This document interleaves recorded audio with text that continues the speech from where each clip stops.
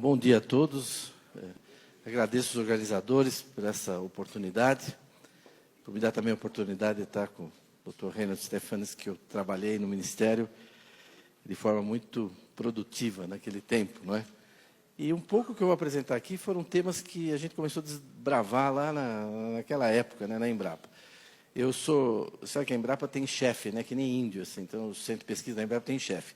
Então, eu sou chefe da Embrapa Territorial, que fica em Campinas, que é esse prédio que vocês estão vendo aí, e que se dedica, não estuda boi, não estuda árvore, não estuda floresta, não estuda semente, nem máquina, a gente estuda o território, o uso e ocupação das terras no Brasil, logística. Já teve um colega meu que apresentou ontem na parte da macrologística. Eu vou percorrer um pouco em cima do mote desse painel, essa dimensão dentro da agricultura brasileira. Falar de agricultura brasileira, se alguém disser para os senhores que ele está a par da agricultura brasileira, é que a pessoa terminou de estudar ontem à noite, né? Tarde da noite, né? Porque se for a semana passada, já está desatualizado.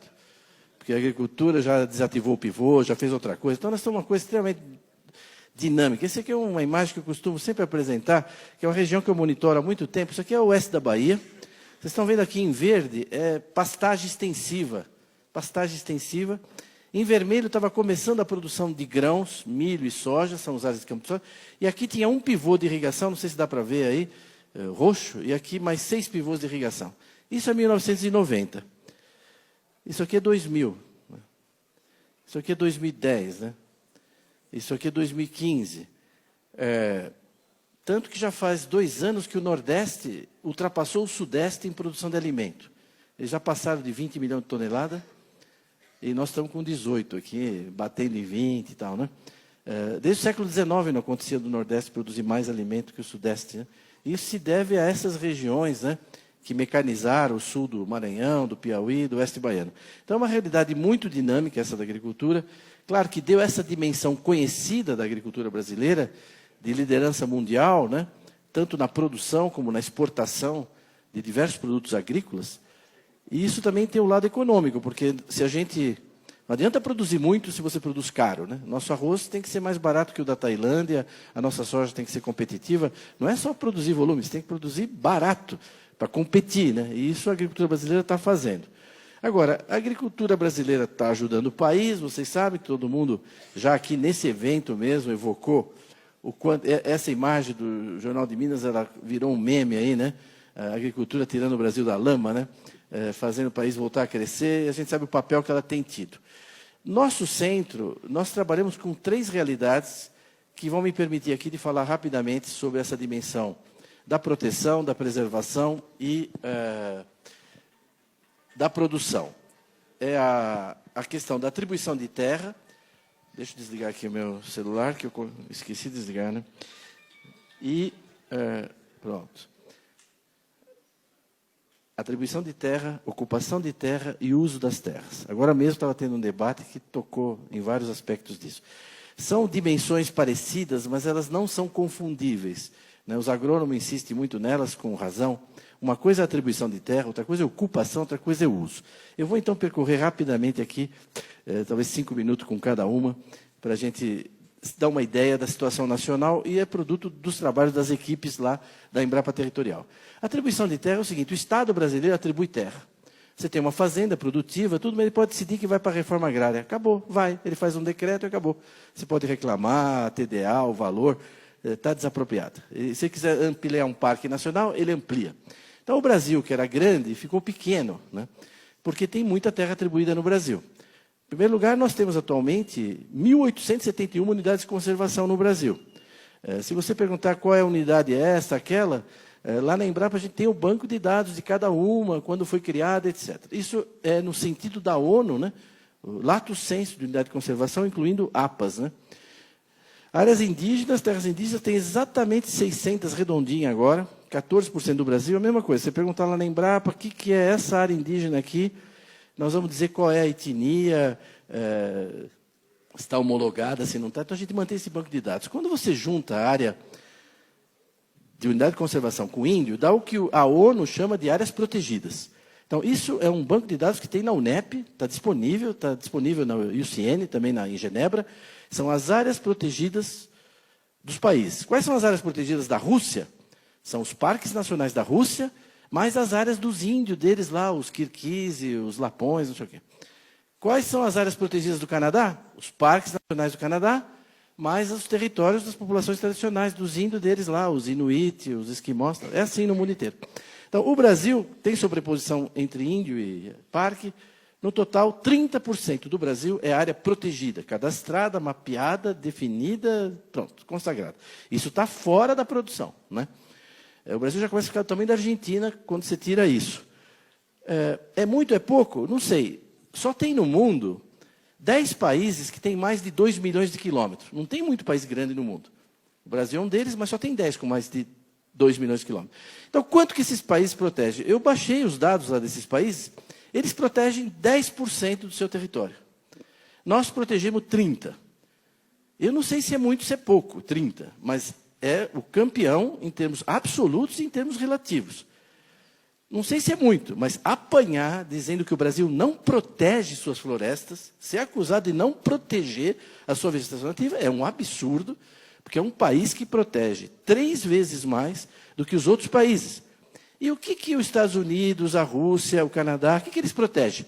Eles protegem o deserto de Sonora, o deserto de Mojave, o deserto da Mongólia, o deserto da Austrália, pode ver aqui nas imagens.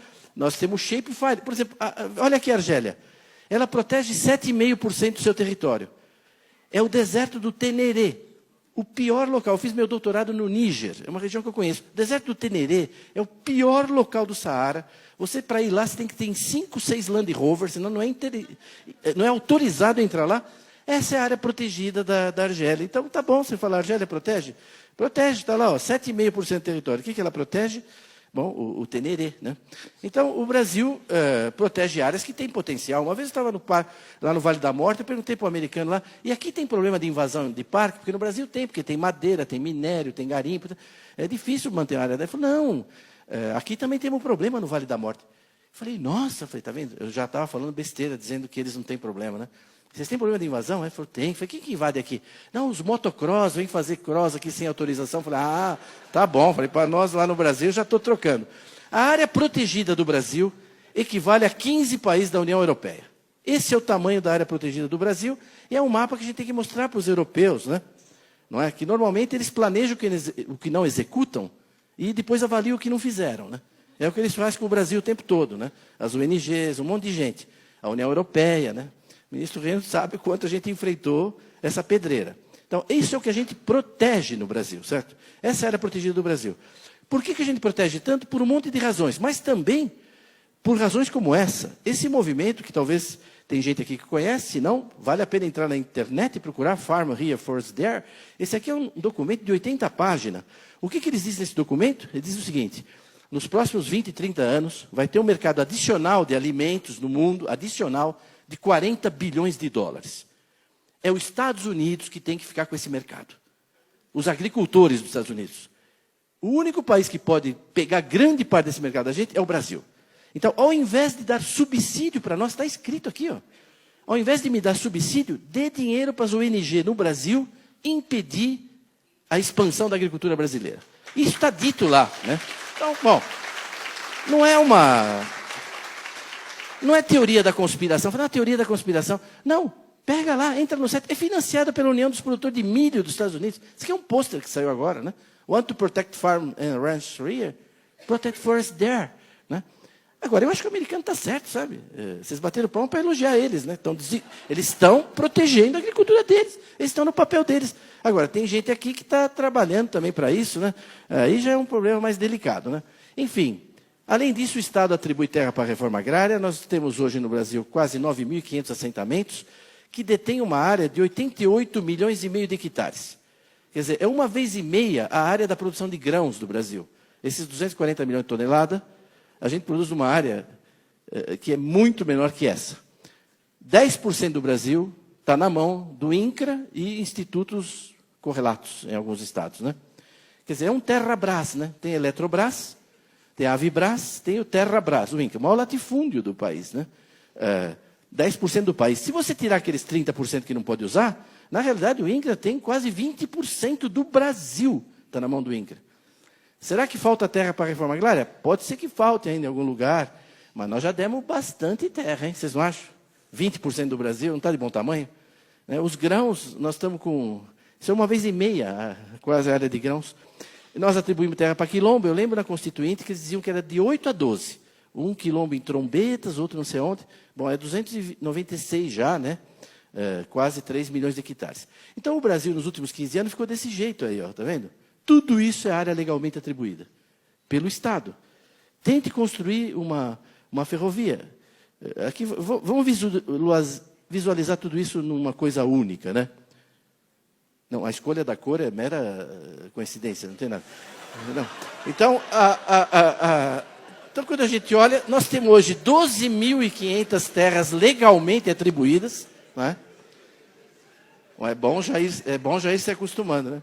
Então, 37% do país está legalmente atribuído. Tente fazer uma rodovia aí. Ah, mas aqui pode fazer agricultura no branco? Pode, vai de helicóptero, planta de helicóptero, sai de helicóptero. Essa é a situação, né? Então, eu não queria gastar mais tempo nisso, que já estou ultrapassando aqui o que eu previ. Essa situação das áreas legalmente atribuídas. Está bom? Não, não está. O pessoal quer mais unidade de conservação, o índio quer mais terra, a reforma agrária quer mais terra, os quilombolas querem mais terra. Uma vez eu fiz uma reunião com o presidente do Brasil, o ministro deve lembrar, não, mas é legítimo o índio. Eu falei, não, é legítimo, o problema não é legitimidade, não cabe, não cabe. Eles estão querendo 6 milhões de quilômetros a mais. Eu dei uma sugestão até lá, talvez o ministro lembre, falei, olha, presidente, o senhor anexa o Uruguai, a Argentina e a Bolívia. Paraguai não, porque eles estão indo tão bem, né? Tu deixa, ela já teve problema no passado, melhor deixar. Vai dar os 6 milhões, aí pronto, atende todo mundo, entendeu? Porque não cabe no país, né?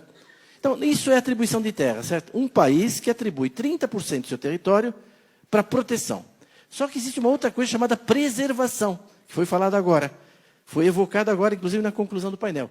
É que a área que poderia ocupar, na realidade, não pode, né? Se você olhar aqui, vamos voltar aqui. O governador do Amapá, ele só anda nesse cinza aqui, ó. No vermelho, ele não entra. Ele não entra. O governador do Amapá não entra. Porque Parque Nacional depende de CMBio. É área indígena, ele precisa de autorização da FUNAI. Então, ele só anda dentro desse cinzinho aqui. Para desenvolver o Estado, ele tem esse cinza. Roraima tem isso. Só que nessa área tem que ter 80% de reserva legal. Porque como o Estado não está quase protegido, é importante que a agricultura, não é, preserve 80% da área que sobrou, né? Então, a mesma coisa vai acontecer aqui no Acre, em Rondônia, etc, né? Então, é disso que nós vamos falar agora. A gente não sabia quanto que os agricultores preservavam mesmo. A gente tinha os dados do censo, mas no censo a pessoa chega lá e pergunta, quanto você tem aí? 1.000 hectares. Quanto tem de floresta? 200. Quantos boi você tem? 40. Mas não é possível, estou vendo um rebanho lá de 2.000. Ah, mas é para falar vaca também? Bezerro? O senhor falou boi, né? Então, é subestimado. Né? Vocês vão ver agora no censo. Pode ver, está dando 1.750.000, dando 175 milhões, e o Ministério acha que tem 220. Então, é um negócio bem complexo. Bom, ele ressuscitou, está vendo? Isso aqui acontece, hein? Né? Bom, o resultado é que, com o cadastro ambiental rural, nós agora sabemos qual é a contribuição dos agricultores à preservação do meio ambiente. Todos os produtores foram obrigados a fazer o CAR, não foram? Se tiver produtor aqui, não fizeram o CAR? Obrigado. O maior trabalho escravo da história do Brasil. Quer dizer, 5 milhões de pessoas obrigadas, sem ganhar nada, a fazer esse trabalho, sob coação, sob ameaça de perda de crédito, tudo, coagidos, sem EPI adequado. Imagina, não tem nem energia elétrica, tem que baixar uma imagem satélite, delimitar. Fez a alegria de um monte de empresa picareta de geoprocessamento que ganhou dinheiro de monte em cima dos agricultores, fazendo um CAR vagabundo, pondo um monte de ônus para os agricultores que não era para pôr. Isso sendo, eles fizeram.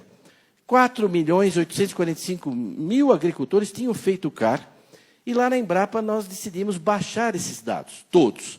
Então, hoje os dados do CAR estão no Ministério do Meio Ambiente, mas estão também na Embrapa. Quando eu perguntei para os meus PhDeuses se a gente podia baixar os dados, eles falaram que não, que era muito difícil, porque para cada propriedade que você vai baixar, tem que pôr o CPF, o seu e-mail, e quase impossível, muito difícil. Depois virei para a meninada de TI e perguntei, vocês acham difícil? Eles falaram, é muito difícil. É difícil, é difícil. Pelo menos umas 2 horas, até fazer o robô e tal. Então, em 8 dias a gente baixou tudo e está lá na Embrapa, está aberto, né, ao público. Enfim, então nós sabemos, nós pudemos, então aqui estão vendo uma imagem de São Paulo, o que está em verde é as áreas de APP. A gente imaginava que os agricultores iam ter coisa muito separada, uma matinha aqui, acolá, tudo assim segmentado. Não, a gente viu na imagem que tudo conectava. Quando você tira os limites das propriedades em verde claro, é o que os agricultores preservam, dedicam à preservação, você vê todas as APPs se conectando com áreas de reserva legal. Isso é São Paulo, o lugar que mais desmatou no Brasil. Aí você vai indo aqui para o Rio Pardo, por exemplo, vai aumentando a largura das APPs, e aí a gente foi indo, processando dados, até ver toda a área preservada pelos agricultores no estado de São Paulo, que é 4 milhões de hectares, e que dá 22% dos imóveis rurais. Quando em São Paulo, eles deveriam ter uns 10%, porque eles desmataram tudo no século XIX, entendeu? Começo do século XX. Mas 22% da área dos imóveis está preservada dentro das propriedades. E a gente foi indo, até uma experiência metafísica para mim. Minha carreira na Embrapa é antes do CAR, depois do CAR, porque a gente viu o Brasil. Está vendo? Tudo isso aqui, com 10 metros de detalhe, nós temos isso na Embrapa, eu posso, se tivesse no computador, ir fazendo zoom até chegar em cada imóvel, dos quase 5 milhões, com 10 metros de detalhe, todas as áreas que os agricultores, não é, pecuaristas, etc., seringalistas, estão dedicando ao meio ambiente. Bem, o total disso,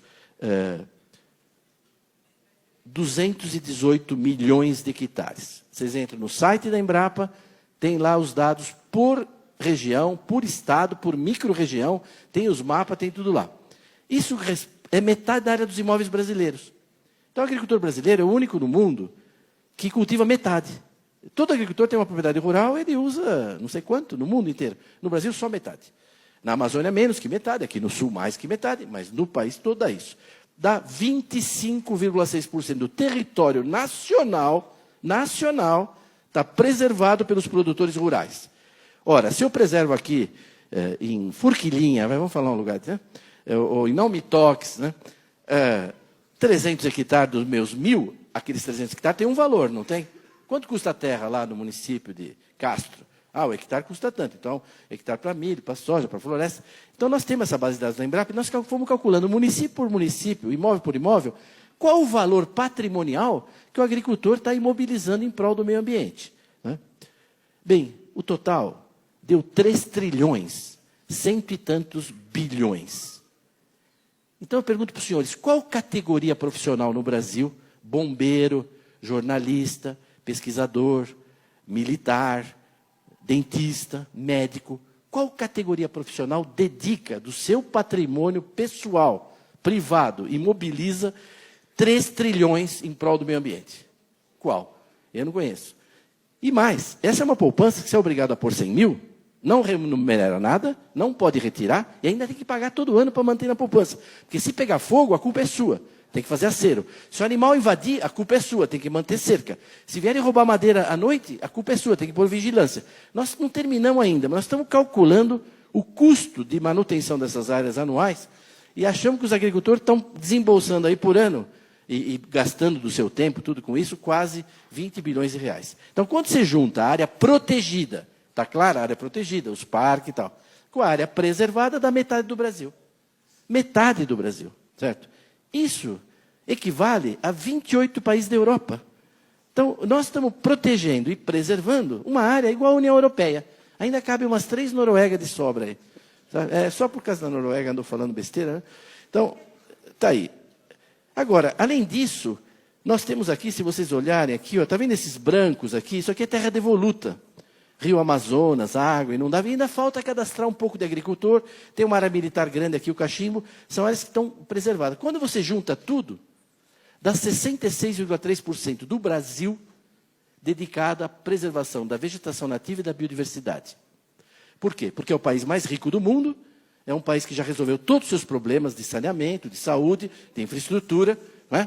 Bom, a Sanepar pode atestar aqui como o país já resolveu tudo. E aí, como nós temos um fundo soberano que as nações invejam, a maior renda per capita do planeta, a gente fala, vamos deixar, né, 3/4 aí para a turma, né, ajudar o planeta, né? É normal. Dá 48 países e territórios da Europa, quando você junta tudo isso. É bom porque já tem os ucranianos aí, se tiver, a Ucrânia cabe dentro também disso aí. Né? O polaco, está todo mundo aí. A Letônia, Estônia e tal. Então, esse é o queijinho do Brasil, que a gente chama de... Eu vou passar 2 minutos, posso do meu tempo, rapidinho. Vocês autorizam 2 minutos? Eu falei, bom, então tá bom, ministro, então bom. Ele falou, então, ó, quando a gente faz o queijinho do Brasil, dá isso, ó, 1/4 do país preservado pelos produtores. Unidade de conservação integral, terra indígena, aquelas terras devolutas e não cadastradas, no total, 66%. A agricultura usa 30%. Só que para a lavoura, 7,8%. A gente cultiva toda a produção de cana, toda a produção de soja, de milho, de algodão, de fruta, 7,8% do território. É pouco, né? Então, esses são os números que vocês têm que sair com eles na cabeça daqui. A gente só cultiva toda essa produção agrícola, 7,8% do Brasil. Tem as pastagens, né? Que uma parte até significativa é pastagem nativa, com vegetação nativa. Pantanal, Pampa, Caatinga, etc. Então, não tem nenhuma categoria profissional que preserve mais o meio ambiente, dedique mais recursos a isso, do que os produtores rurais brasileiros. Então, isso tem que ser conhecido, isso tem que ser dito.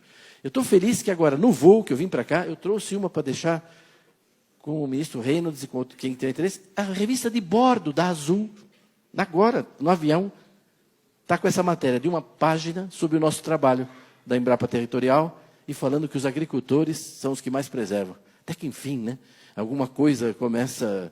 Então, para ser reconhecido, alguém falou de serviços ambientais antes,